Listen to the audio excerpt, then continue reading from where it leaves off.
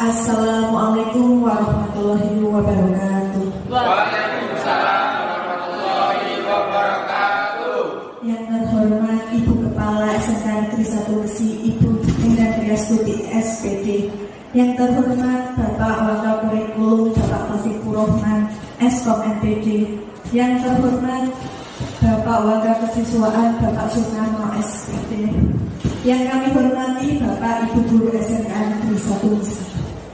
Alhamdulillah, puji syukur kami ucapkan kehadiran Allah Subhanahu wa Ta'ala dengan limpahan rahmat dan karunia-Nya pada hari ini Jumat 20 Oktober 2023 kita dapat berkumpul dalam diseminasi budaya positif oleh calon guru penggerak angkatan 9 SMK Negeri 1 Besi.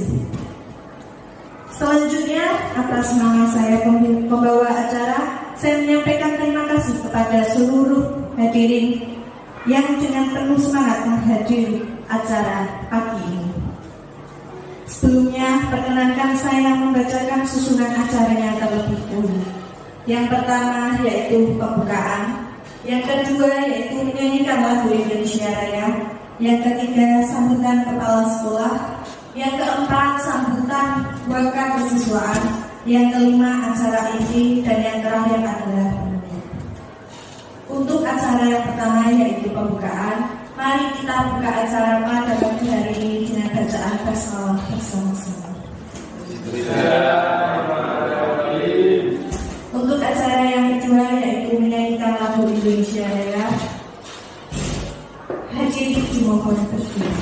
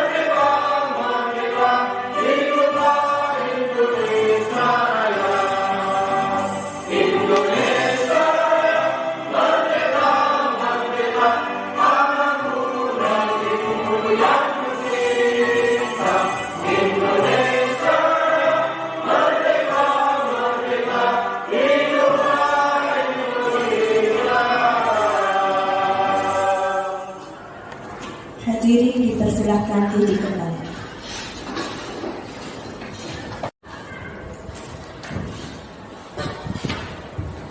Baik, Bismillahirrahmanirrahim. Assalamualaikum warahmatullahi wabarakatuh. Waalaikumsalam warahmatullahi wabarakatuh. Ya, kami hormati CGP, juga Bapak Ibu peserta diseminasi berkaitan dengan budaya positif. Pertama kali mari kita senantiasa mengucapkan rasa syukur kita kehadiran Allah Subhanahu wa Ta'ala Tuhan Yang Maha Kuasa. Pada pagi hari ini kita bisa melaksanakan tugas kita, salah satu di antara tugas dinas kita, dan hari ini kita ingin mengikuti kegiatan diseminasi. Kemudian yang kedua, kami mohonkan izin kepada Bapak sekalian, Ibu Kepala Sekolah tidak bisa hadir di tengah-tengah kita karena sedang menjadi narasumber KMD di Solo, sehingga tidak bisa membersamai kita. Baik Bapak Ibu, budaya positif di sekolah itu merujuk kepada lingkungan belajar yang didasarkan pada nilai-nilai positif, ya norma-norma yang sehat serta interaksi yang mendukung perkembangan siswa secara menyeluruh dan staf sekolah. Jadi kepedulian terhadap siswa, maksud saya gini, guru dan staf sekolah harus menunjukkan rasa peduli terhadap kesejahteraan siswa, memberikan dukungan emosional dan menghargai keragaman. Jadi sikap peduli kita tunjukkan kepada siswa berkaitan dengan hal tadi. Kemudian yang kedua adalah komunikasi yang terbuka. Jadi budaya positif itu mempromosikan komunikasi yang terbuka antara siswa, guru dan staf sekolah. Ini termasuk mendengarkan pendapat siswa, memberikan umpan balik yang baik, kemudian memfasilitasi dialog yang baik. Karena siswa-siswa kita ini kan sudah dilatih untuk mengungkapkan pendapat sebagaimana ketika mereka mengikuti implementasi P5. Yang ketiga adalah keamanan dan disiplin. Sekolah dengan budaya positif menciptakan lingkungan yang aman, bebas dari pelecehan, kekerasan, diskriminasi, juga mungkin termasuk bullying yang beberapa waktu yang lalu sempat ramai juga. Disiplin juga ditekankan dengan pendekatan yang mendidik, ya, dengan pendekatan yang mendidik daripada pendekatan yang menghukum. Jadi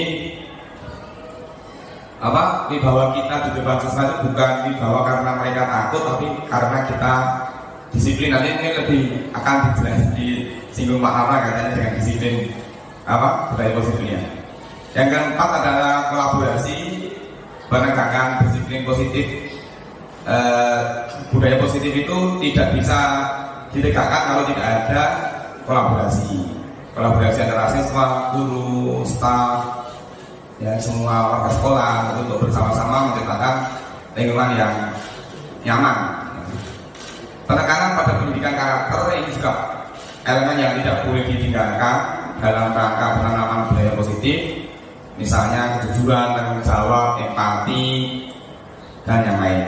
Kemudian semangat belajar, budaya positif mendorong semangat belajar. Kalau budaya positif ini sudah betul-betul terpatri dan menjadi satu budaya di sekolah kita, maka insya Allah semangat.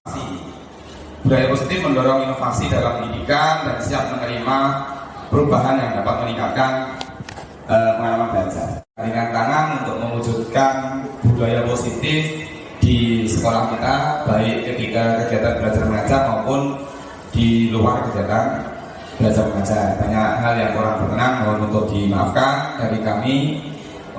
Cukup sekian. Billahi taufiq wal hidayah. Wassalamualaikum warahmatullahi wabarakatuh.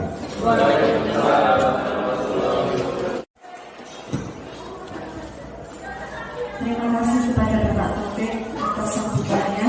Untuk acara selanjutnya yaitu sambutan dari warga kesiswaan kepada Bapak Sunarno SPD, waktu dan tempat kami persilakan.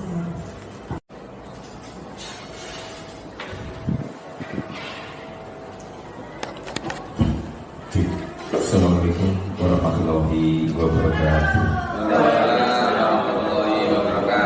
Yang terhormat Ibu Kepala Sekolah yang saat ini diwakili Bapak Taufik Rahman selaku Wakil Kurikulum dan Humas.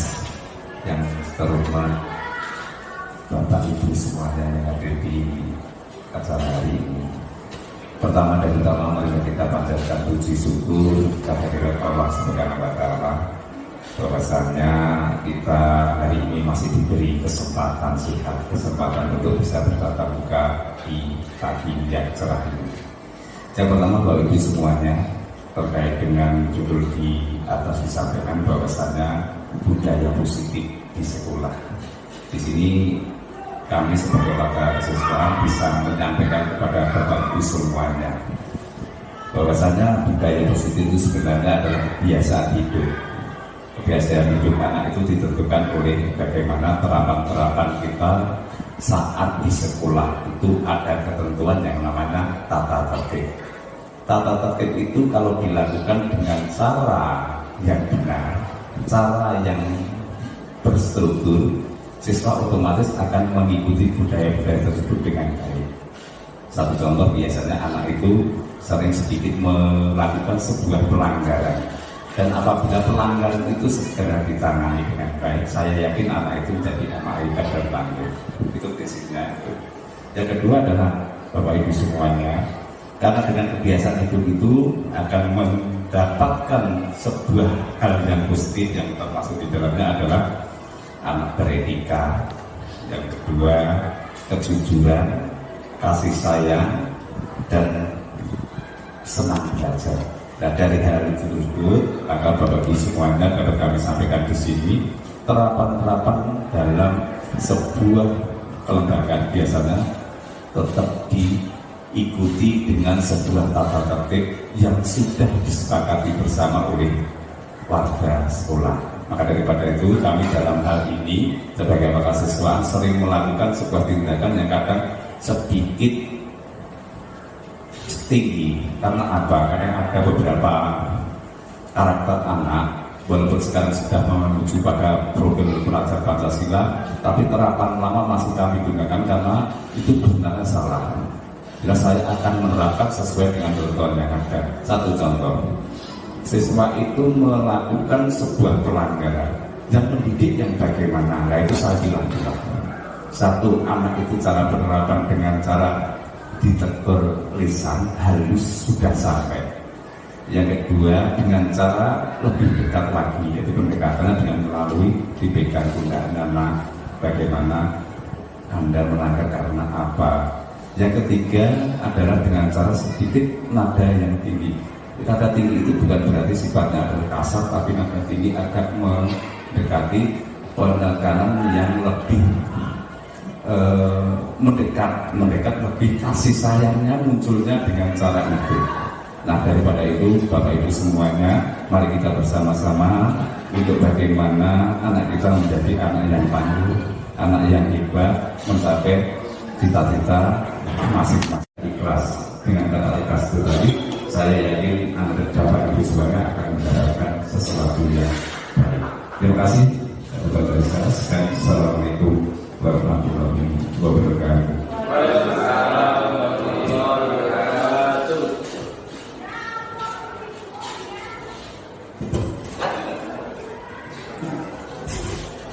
Terima kasih kepada Bapak Sunarno atas sambutannya.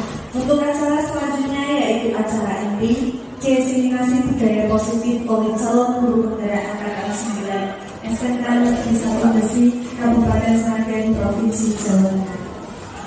Assalamualaikum warahmatullahi wabarakatuh. Waalaikumsalam warahmatullahi wabarakatuh. Baik, untuk pertama kali kita biar semangat kita melakukan yel-yel dulu ya.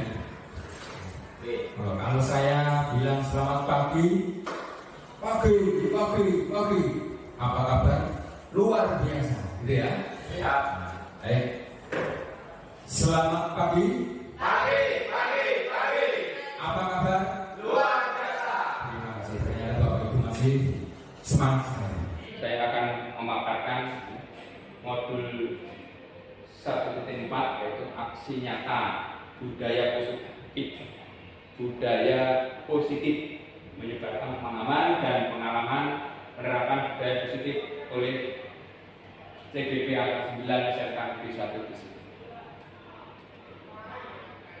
Budaya positif di sini ada 7 poin. Yang pertama yaitu perubahan paradigma belajar, disiplin positif, kebutuhan dasar manusia, motivasi perilaku manusia, posisi kontrol restitusi, ya, keyakinan kelas, dan segitiga restitusi.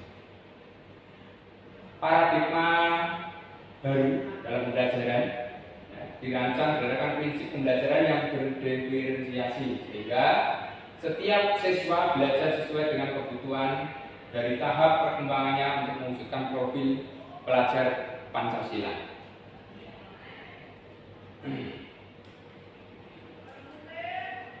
Pembelajaran berdiferensi adalah teknik instruksional atau pembelajaran di mana guru menggunakan berbagai metode pengajaran untuk memenuhi kebutuhan individual setiap siswa sesuai dengan kebutuhan mereka.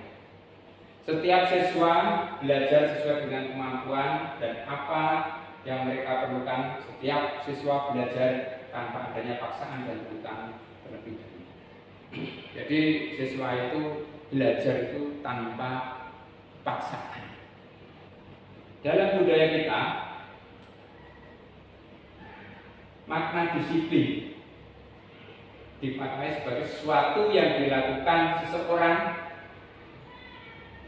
pada orang lain untuk mendapatkan kepatuhan. Kita cenderung menghubungkan kata disiplin dengan ketidaknyamanan. Jelas ya, anak sekarang itu mendefinisikan kata disiplin itu dengan ketidaknyamanan. Sebagai pendidik bertujuan adalah menciptakan anak-anak untuk memiliki sifat disiplin diri sehingga mereka bisa berperilaku dengan mengacu pada nilai-nilai kebajikan, berusaha dan memiliki motivasi intrinsik bukan ekstrinsik saja. Teori kontrol. Selanjutnya psikiater dan pendidik Dr. William Glasser dalam kontrol teori merumuskan beberapa miskonsepsi tentang makna kontrol. Yang pertama yaitu ilusi guru mengontrol murid. Pada dasarnya kita tidak dapat memaksa murid untuk berbuat sesuatu jika murid tersebut memilih untuk tidak melakukannya. Walaupun tampaknya guru sedang mengontrol perilaku murid, hal demikian terjadi karena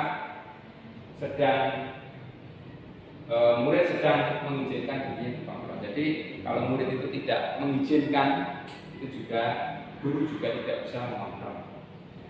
Ilusi yang kedua yaitu ilusi bahwa semua penguatan positif efektif dan bermanfaat. Penguatan positif atau bujukan adalah bentuk-bentuk kontrol dalam jangka waktu tertentu. Kemungkinan murid tersebut dapat menyadari dan mencoba untuk menolak bujukan kita, atau bisa jadi murid tersebut menjadi tergantung pada pendapat sang guru untuk berusaha. Ini ada ketergantungan pada murid pada sang guru. Terus slide berikutnya yaitu ilusi bahwa kritik dan membuat orang merasa bersalah dapat menguatkan karakter. Menggunakan kritik dan merasa bersalah untuk mengontrol murid menuju pada identitas gagal, mereka belajar dan merasa buruk tentang diri mereka. Mereka mengembangkan dialog diri yang negatif. Terus selanjutnya yaitu ilusi bahwa orang dewasa memiliki hak dan orang dewasa memiliki hak untuk memaksa. Banyak orang dewasa yang percaya bahwa diri mereka memiliki tanggung jawab untuk membuat murid-murid berbuat hal-hal tertentu. Namun pada akhirnya ketika dewasa akan menyadari bahwa perilaku memaksa tidak akan efektif dalam waktu jangka panjang dan sebuah hubungan permusuhan akan terbentuk. Jadi jelas ya Bapak Ibu ya, memaksa itu intinya tidak baik ya. Memaksa itu bisa menimbulkan permusuhan. Di sini stimulus ada respon, ada teori kontrol ya. Realitas kita pada stimulus kontrol, stimulus respon, realitas kita sama, tapi kalau teori kontrol itu realitas kita berbeda. Semua orang dalam stimulus respon melihat hal yang sama. Setiap orang memiliki gambaran yang berbeda.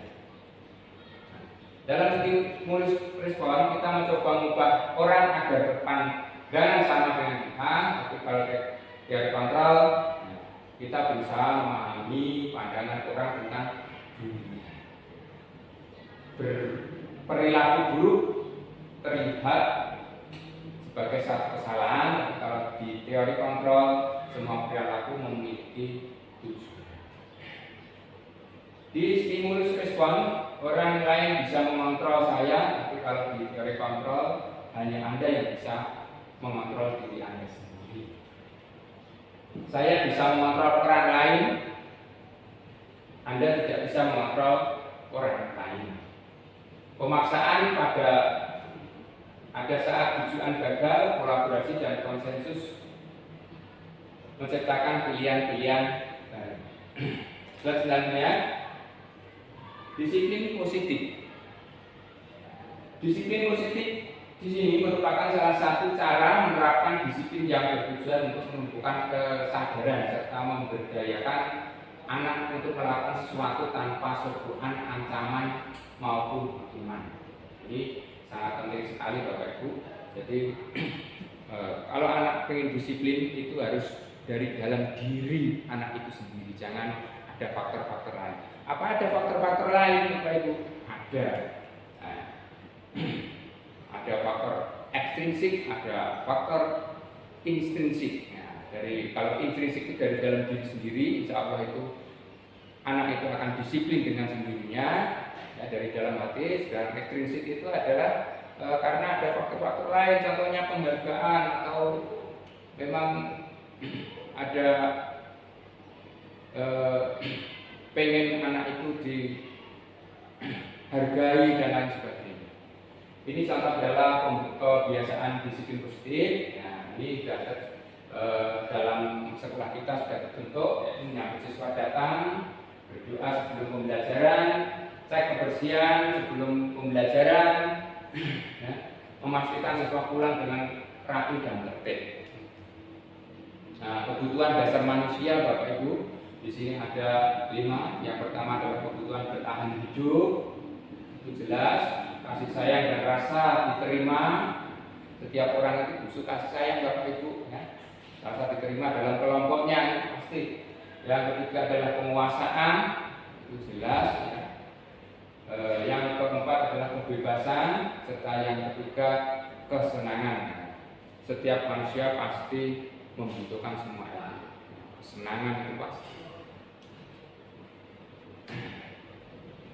Sekarang kita ke motivasi perilaku manusia.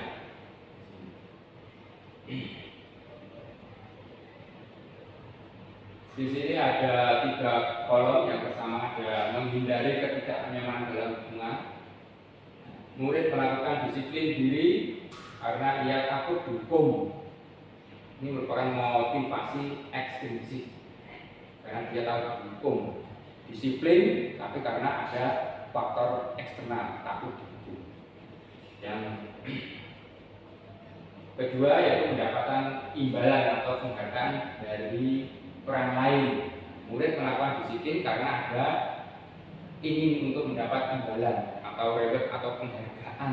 Itu adalah faktor dari motivasi ekstrinsik. Sedangkan faktor intrinsik yaitu menghargai nilai-nilai kebajikan dari diri sendiri.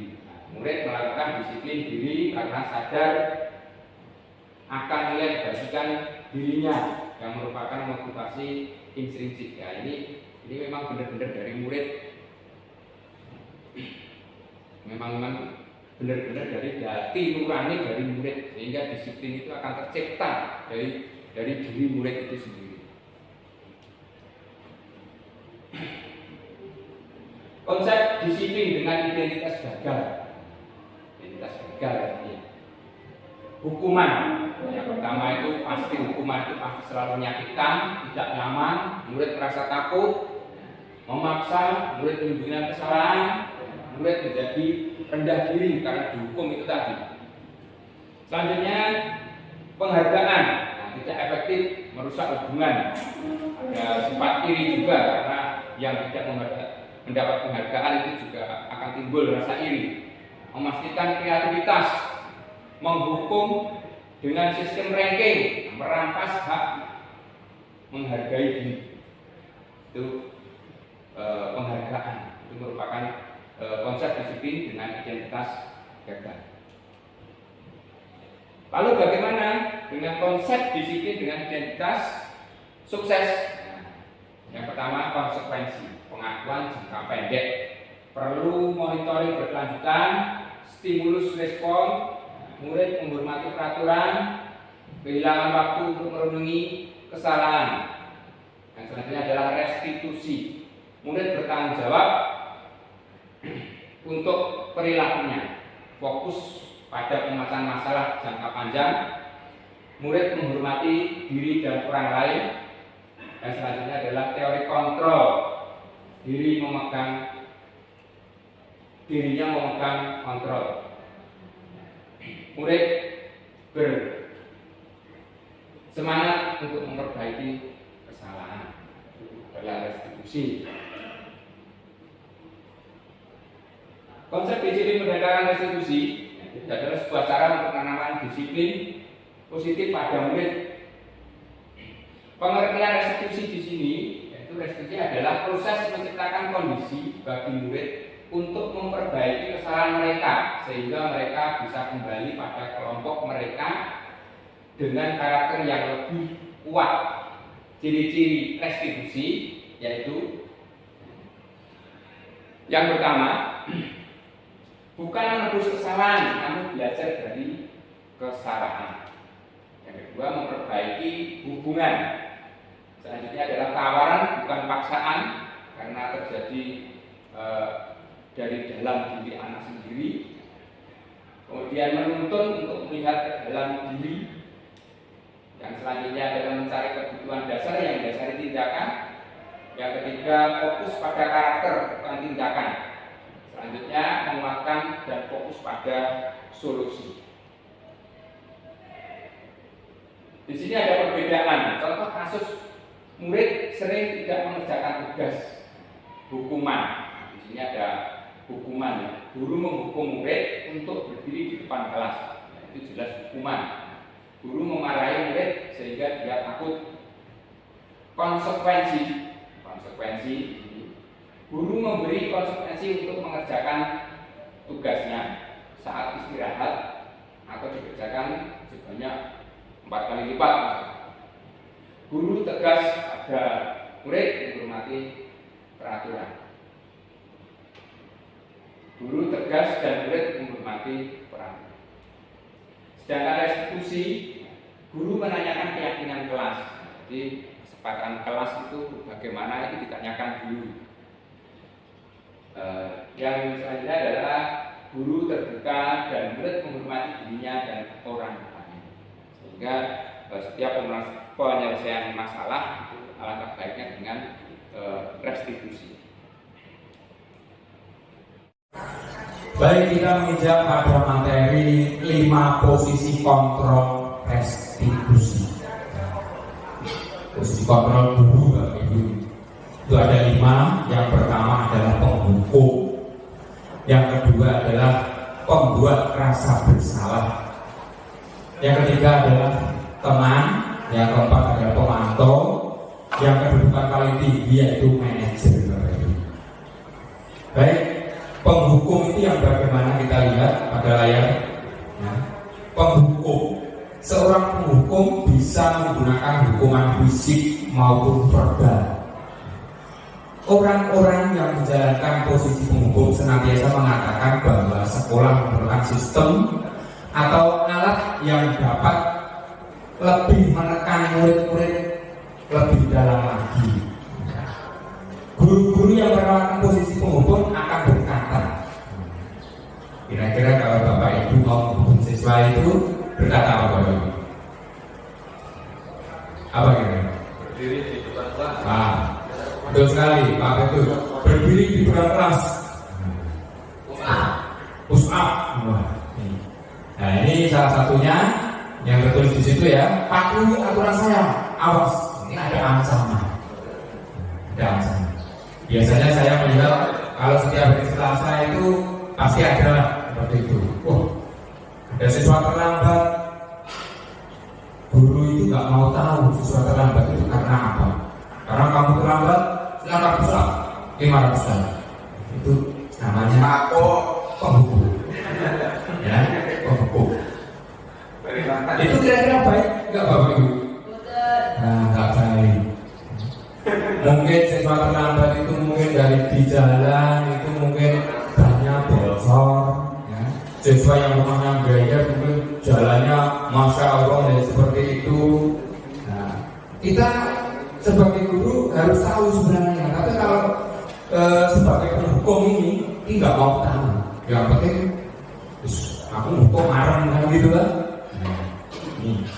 Nah, kamu selalu saja salah, selalu pasti selalu yang terakhir selesai dan dipal seperti itu. Nah, guru seperti ini senantiasa percaya hanya ada satu cara pembelajaran yang berhasil, yaitu cara dia. Anak nakal itu kalau nggak dihukum nggak jerah, seperti itu. Saya dulu pernah Bapak Ibu, karena saya itu baru jadi guru tapi guru gimana ya? Saya waktu itu mengambil AK4.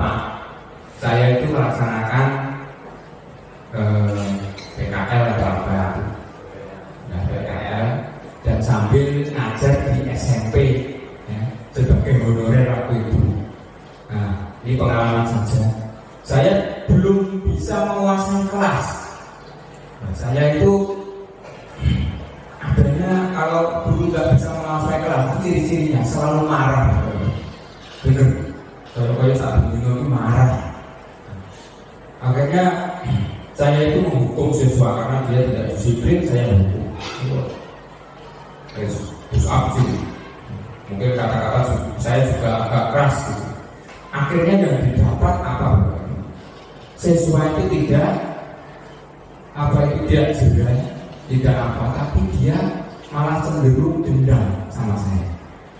Itu kisah nyata saya waktu ngajar di Islam Bakti di daerah Sukoharjo. Dulu saya ambil AK4 waktu posisi itu di UMS tempat saya sambil ngajar. Ternyata dendamnya dia itu terbawa sampai pulang Bapak Ibu. Ya, karena saya hukum itu tadi. Sampai-sampai dia itu berani menghadap saya di jalan itu karena sakit hati. Habis itu ya namanya anak SMP waktu itu, tapi juga nggak terjadi apa-apa, tapi dia itu intinya dendam. Terus hari berikutnya Bapak Ibu, motor saya itu karena dendam itu tadi, itu spionnya itu udah nggak ada, hilang, digobesi. Itu yang terjadi kalau akibat hukuman itu sakit hati. Seperti itu. Jadi kita sebagai guru itu juga harus bijaksana dalam menghukum siswa. Terus posisi yang kedua Bapak Ibu, pembuat merasa bersalah. Nah ini kalau siswa itu dibuat salah, itu juga sudah mati kutu, siswa itu sudah tidak bisa apa-apa lagi, sudah minder, sudah apa ya. Pada posisi ini biasanya guru akan bersuara lembut. Pembuat rasa bersalah akan menggunakan keheningan yang membuat orang lain merasa tidak nyaman, bersalah atau rendah diri. Biasanya kata-kata yang keluar adalah apa Bapak? Ibu sangat kecewa sekali dengan kamu. Katanya seperti itu. Berapa kali Bapak harus memberitahu kamu? Gimana coba kalau orang tua kamu tahu kamu berbuat kayak gini? Biasanya seperti itu. Di posisi ini murid akan merasa penilaian diri yang buruk tentang mereka. Murid merasa tidak berharga dan telah mengecewakan orang-orang yang di sana. Itu terjadi. Saya juga pernah melakukan seperti itu, karena belum tahu ilmunya Bapak Ibu. Jadi guru yang baik itu bagaimana? Itu waktu itu ada murid saya itu sekarang sudah keluar dari SMK ini. Ya, dia itu waktu itu PKL mencuri itu. Nah, akhirnya mencuri jam tangan atau apa itu waktu itu namanya angka. Nah, akhirnya saya interogasi di kantor. Saya berkata, coba kalau ibu tahu kayak gini itu perasaan kamu bagaimana? Saya sangat kecewa sekali. Saya nggak mengajarkan hal-hal yang tidak baik seperti itu, tapi kamu lakukan, saya kecewa sekali. Coba kalau ibu tahu gimana? Dia langsung menangis seperti itu. Menangis sampai 1 jam juga. Jadi bahkan saya telepon ibunya juga. Ibunya sampai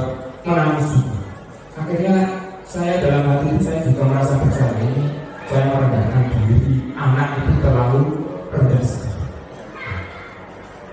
Itu posisi kontrol yang kedua yang membuat merasa bersalah. Terus posisi kontrol yang ketiga yaitu adalah teman. Ini sudah mulai agak naikkan ya Bapak Ibu ya, dan teman sebagai teman.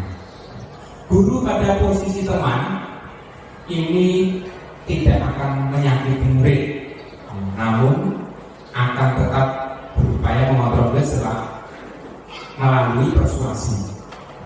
Posisi teman pada guru bisa negatif ataupun positif. Posisi di sini bisa berupa hubungan baik yang terjalin antara guru dan murid.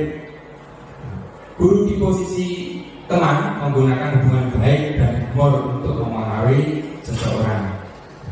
Biasanya kalau guru dengan murid itu posisi sebagai teman itu biasanya ada kata-kata ya. Datar kata-katanya nggak keras seperti penghukum tadi. Ayolah bantulah demi Bapak ya. Misalkan ya. Ayo ingat, tidak bantuan Bapak selama ini ya sudah, kali ini tidak apa-apa, nanti dibantu bereskan. Itu kata-kata sebagai teman.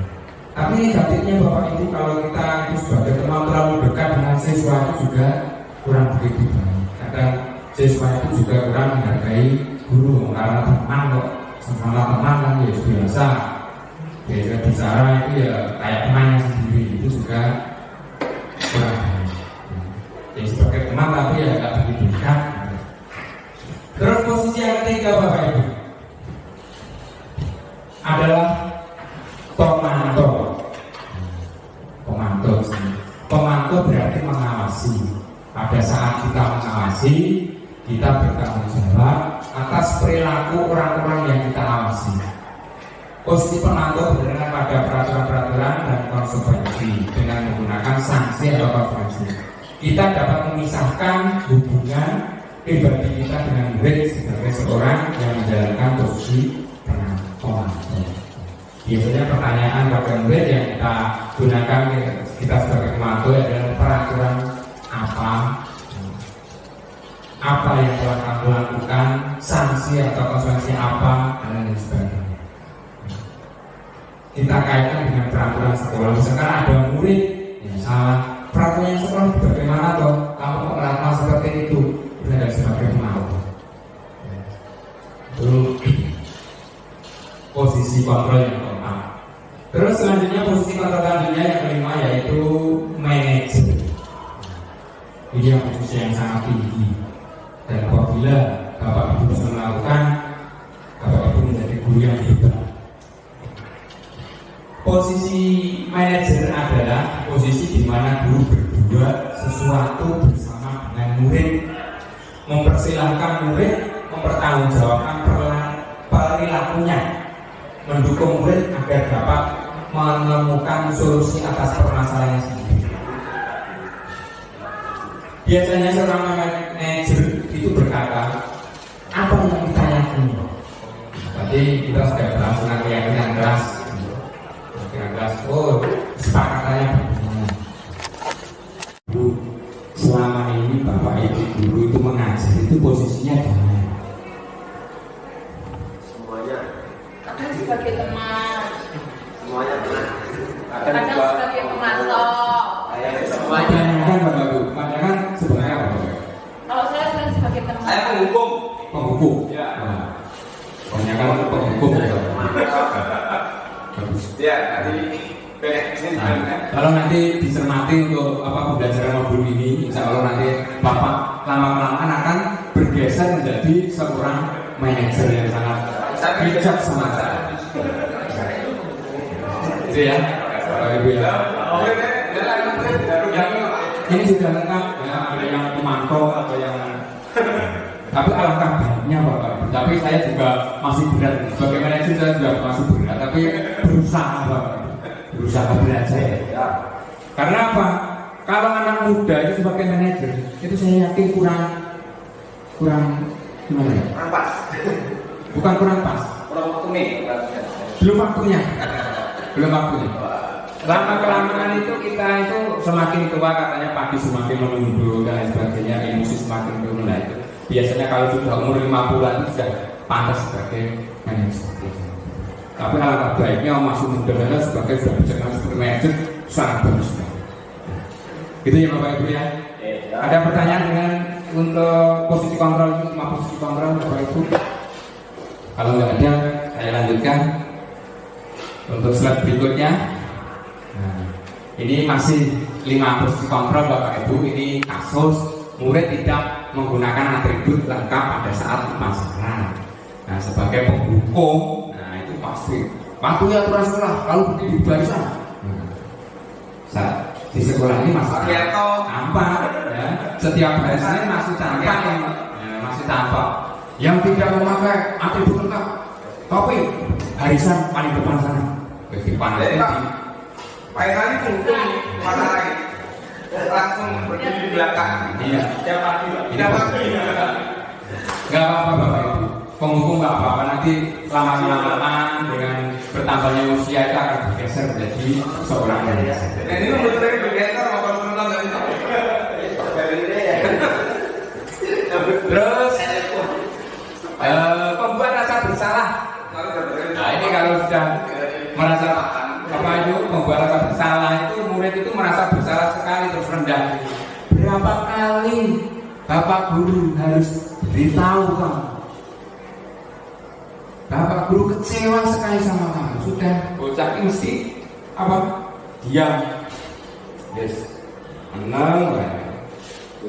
Karena merasa bersalah, merasa rendah diri Pak, semuanya menilai buruk saya. Itu menjatuhkan mental murid sebenarnya. Tapi nggak apa-apa, nanti kita akan berusaha lebih baik lagi. Terus bagaimana? Ayolah yang tertib, tepuk-tepuk bahunya gitu. Ayo anak-anak, ini sudah jam berapa? Dan langsung ke barisan masing-masing yang tertib. Dan seperti itu. Bapak bangga kalau Anda disiplin baik. Seperti itu sebagai teman. Nadanya datar, enggak menunjukkan ancaman, itu adalah teman. Terus pemantau, kamu sudah melanggar peraturan, apa konsekwensinya? Nah, biasanya tanya seperti itu pemantau. Terus manajer, manajer kan bijaksana Pak. Ya. Apakah kamu tahu kesalahan kamu? Tahu Pak, kan seperti itu loh jawabnya. Kira-kira bagaimana kamu memperbaiki kesalahan? Siswa disuruh berpendapat memperbaiki kesalahannya itu adalah yang sangat bijaksana. Baik Bapak Ibu, kita lanjutkan untuk slide yang berikutnya. Keyakinan kelas. Tadi sudah kita singgung yang keyakinan kelas ya. Keyakinan kelas bukan peraturan kelas. Mengapa kita memiliki peraturan tentang penggunaan sabuk? Contohnya ini pengaman pada saat mengendarai mobil. Mengapa kita memiliki peraturan atau larangan rokok di sekolah? Keyakinan kelas. Membuat keyakinan kelas bersama. Guru bersama murid membuat keyakinan kelas, berdiskusi ya, tentang peraturan, merumuskan peraturan menjadi keyakinan, menambahkan keyakinan kelas. Biasanya itu pertama kali langkahnya membuat keyakinan kelas itu adalah mencari peraturan kelas dulu. Siswa dilarang bertengkar atau berkelahi. Dan nanti kita buat keyakinan kelas. Nah, sesuai nilai kebajikannya apa? Misalkan siswa bertengkar, nilai kebajikannya kan menghormati. Berarti siswa menghormati sesama teman. Contoh keyakinan kelas, kita saling menjaga kenyamanan dan keamanan. Kita saling menghormati ya, tadi ya, peraturannya itu tidak boleh bertengkar. Kita selalu bersemangat bertumbuh bersama. Makanya seperti itu. Kita belajar dari kesalahan dan melakukan perbaikan. Kita harus jujur. Misalkan ada peraturan peraturan sekolah, misalkan siswa wajib mengembalikan bukunya di tempatnya masing-masing. Ya. Itu ada nilai berdasarkan tanggung jawab. Siswa harus selalu bertanggung jawab. Bagaimana membentuk keyakinan kelas? Di sini lebih abstrak dari peraturan, ya berupaya pernyataan universal, juga dalam bentuk positif. Sedikit saja akan mudah diingat Bapak Ibu. Ya, nggak usah banyak-banyak. Sesuai dengan kondisi kelas dan sekolah agar lebih mudah diterapkan. Ya, semua warga kelas sekolah harus dilibatkan saat membuat. Jadi harus tahu, semua warga sekolah harus tahu keyakinan kelasnya itu apa. Di sini ada segitiga restitusi, ya. Ini tema yang terakhir, segitiga restitusi. Di sini ada tahapannya Bapak Ibu. Segitiga restitusi itu menstabilkan identitas. Kita semua akan melakukan hal terbaik yang bisa kita lakukan. Validasi tindakan yang salah, semua perilaku memiliki alasan. Menanyakan keyakinannya tadi apa? Itulah apabila ada siswa melakukan kesalahan, kita tanya, sudah sesuai atau belum dengan keyakinan kelas kita? Kalau belum, ya keyakinan kelasnya apa? Harus siswa itu harus bagaimana? Siswa wajib melakukan. Kita semua memiliki motivasi. Contoh penerapan segitiga restitusi. Nah, di sini saya mempunyai sebuah video Bapak Ibu. Video yang saya buat, nah, itu saya memposisikan diri sebagai manajer. Manajer dalam membuat menyelesaikan masalah dari siswa. Nah, berikut ini ada skenario-nya, ada siswa terlambat Bapak Ibu. Nah, saya disini sebagai manajer. Coba kita ikuti bersama-sama.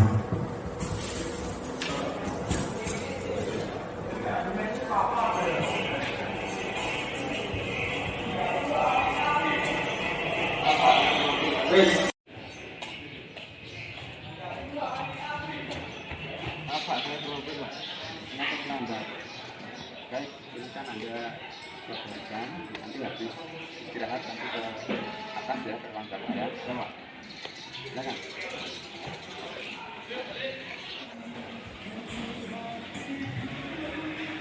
Nah, itu tahu kenapa Bapak panggil? Tidak tahu Pak. Itu tadi berangkat sampai sekolah jam berapa? Jam 8 Pak.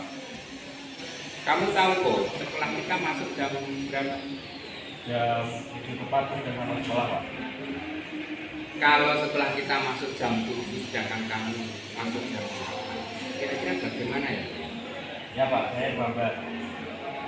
Ya, setiap manusia pasti pernah melakukan kesalahan. Itu manusiawi ya, Pak. Enggak. Di sini saya tidak akan mencari siapa yang salah, tapi kita sama-sama mencari solusi agar kamu tidak terlambat lagi. Ya Pak. Lariko pasti punya alasan mengapa datang terlambat. Saya begadang Pak. Pagi malam saya begadang sampai larut malam ke perapatan rumah saya Pak. Ya, kira-kira itu baik enggak? Betul Pak. Bapak mau tanya, kalau datang terlambat, apakah sudah sesuai dengan keyakinan kelas kita? Tidak sesuai Pak. Saya sudah melanggar kesepakatan kelas kita Pak. Itu masih ingat apa keyakinan kelas kita? Masih Pak. Di antaranya datang tepat waktu Pak. Kalau masih ingat, biar tidak terlambat lagi, itu harus bagaimana? Malamnya tidak begadang, dia bisa bangun pagi dan tidak terlambat lagi Pak. Mulai kapan kamu lakukan itu? Nanti malam Pak. Baiklah, kamu sudah menyadari semua kesalahan dan bertekad ingin memperbaikinya. Saya doakan semoga lancar ya, Ko. Ini Pak. Baik, terima kasih ya, Ko. Besok jangan terlambat lagi. Silakan kembali ke kelas praktek kita. Siap Pak.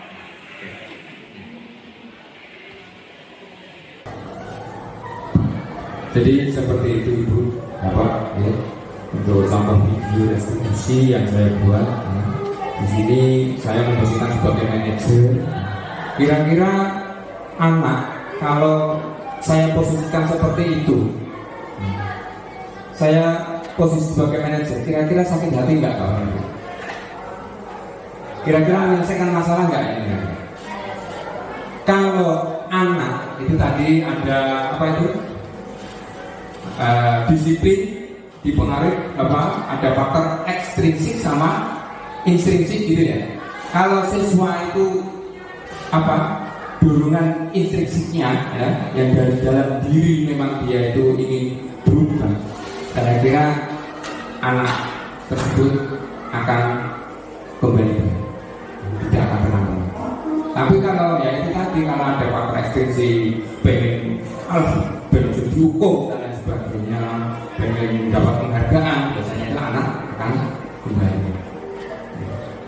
Ini ada video yang kedua Bapak Ibu ya.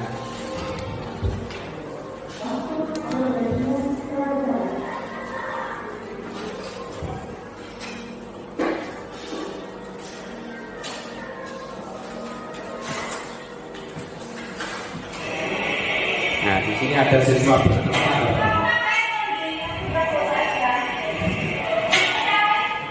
Wih, mantap. Bisa nonton diskotekane.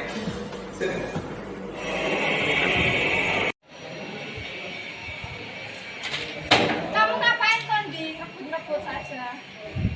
Maksud kamu itu apa?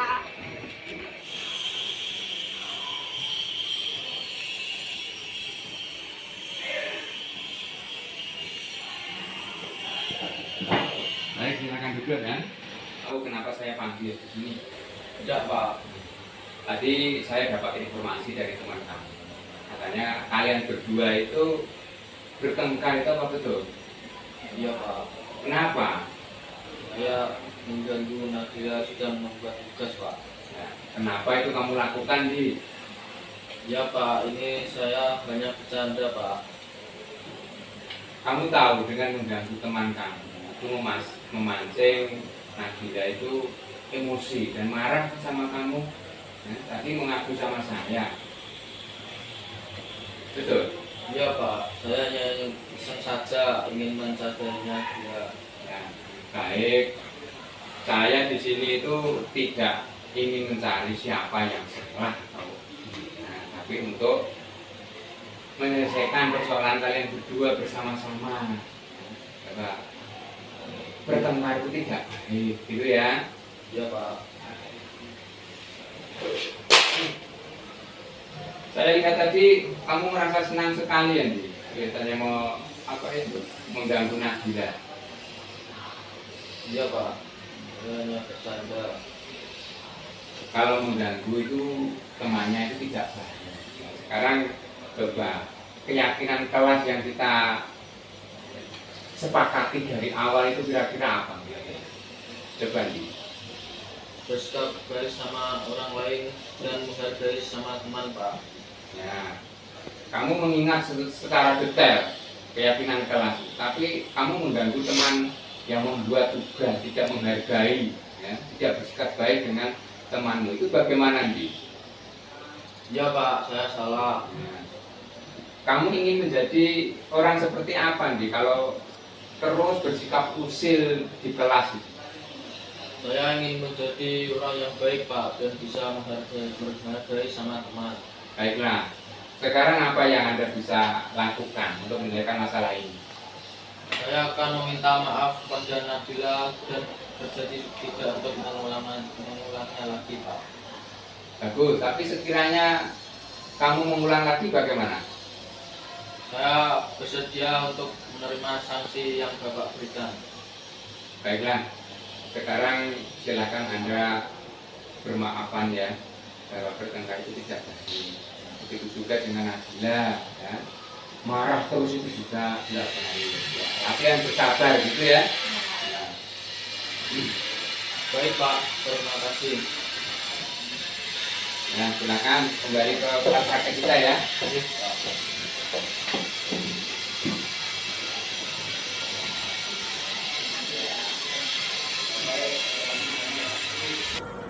Jadi seperti itu Bapak Ibu. Ya. kita menyelesaikan masalah anak siswa yang melakukan kesalahan, alangkah baiknya kita posisi sebagai apa Bapak Ibu? Manajer. Nah, jadi manajer yang memang agak sulit, tapi kalau kita berusaha itu pasti insya Allah bisa. Mungkin itu dari saya. Nah, kita simpulkan bersama-sama, yaitu dalam penerapan program disiplin positif hendaknya guru memiliki standar kepribadian profesional, sosial yang baik, di mana guru mampu berefleksi pada posisi kontrolnya saat ini, bagaimana perjalanan dirinya sebagai seorang among, posisi manajer yang menuntun murid-murid menjadi insan yang mandiri, merdeka, dan bertanggung jawab. Nah, kita simpulkan Bapak Ibu, dari penjelasan ini kira-kira ada yang bertanya atau belum paham? Oh, Jin? Silakan Bu Siska. Ya. Tapi Pak Budi menjelaskan mengenai penyelesaian masalah dengan restitusi, dengan langkah-langkahnya yang disebut dengan segitiga restitusi. Ya. Pertanyaan saya Pak, bagaimana atau apa yang akan kita lakukan ketika anak itu melakukan kesalahan yang sama dan sudah kita restitusi berulang-ulang, tetapi diulang lagi. Padahal kita sudah merestitusi dia lebih dari 2 kali. Nah, itu menurut Pak Budi bagaimana langkah yang benar baik? Baik, pertanyaan yang bagus sekali dari Bu Siska tadi. Bagaimana kalau kita itu merestitusi anak yang melakukan kesalahan, kok anak itu kembali melakukan kesalahan lagi gitu ya Bu ya? Nah, itu kita sebagai guru kuncinya itu harus apa Bapak? Sabar. Karena apa? Tadi disiplin anak, tapi ada faktor 2 faktor ya, ekstrinsik sama intrinsik. Kalau anak itu tidak dari dalam hatinya yang paling dalam dia sendiri, itu pasti dia akan melakukan kesalahan besar. Itulah.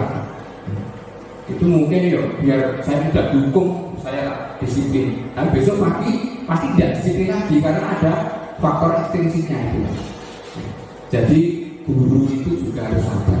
Kalau misalkan itu berulang kali lagi, mau ulangi lagi, ya kita harus sabar. Memposisikan tetap sebagai manajer, ya. Manajer tadi kan yang tampak di gambar tadi sabar nggak Pak? Sabar ya tadi ya? Sabar. Harus sabar. Kita itu intinya jadi guru itu kan menuntut kodrat. Diibaratkan tadi apa? Pak Tani ya, Pak Tani atau tukang kebun. Dia Pak Tani ini apa itu? Bisanya cuma nuntut tumbuh berkembang baik bagaimana. Tapi katanya diberi pupuk, pihak anaknya piye dan lain sebagainya. Cuma itu kita nggak akan bisa merubah. Anak itu mau jadi apa itu nggak bisa merubah. Ibarat Pak Tani menanam jagung, hasilnya ya jagung, nggak mungkin jagung itu bisa jadi berubah jadi suka teki katanya Bu Siska atau berubah dari padi. Intinya jadi guru ya sabar, nggak usah emosi, nggak usah apa. Nanti lambat laun ya itu anak itu juga apa itu sudah menemukan jati dirinya. Itu Bapak Ibu kira-kira ya? Oke, mungkin karena waktunya sudah cukup panjang nanti ya. Mungkin saya cukupkan sekian ya. Semoga dari penjelasan saya itu mungkin ada manfaatnya, kita ambil bersama-sama. Kalau apa itu sekiranya nggak ada ya pasti ada ya Bapak Ibu ya. Pasti ada. Mungkin saya cukupkan sekian dari saya. Terima kasih. Assalamualaikum warahmatullahi wabarakatuh.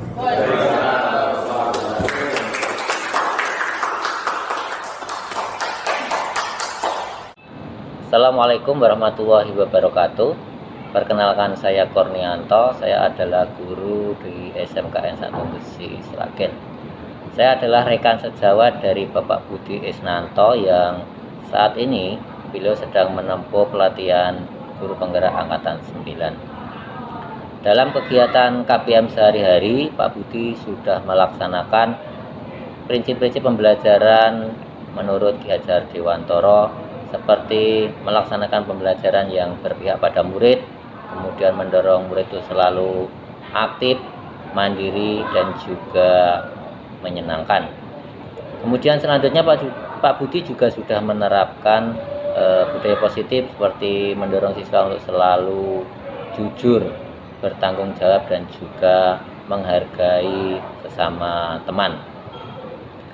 Semangat dan sukses untuk Pak Budi, semoga dalam menjalankan pelatihan dapat selesai dengan maksimal.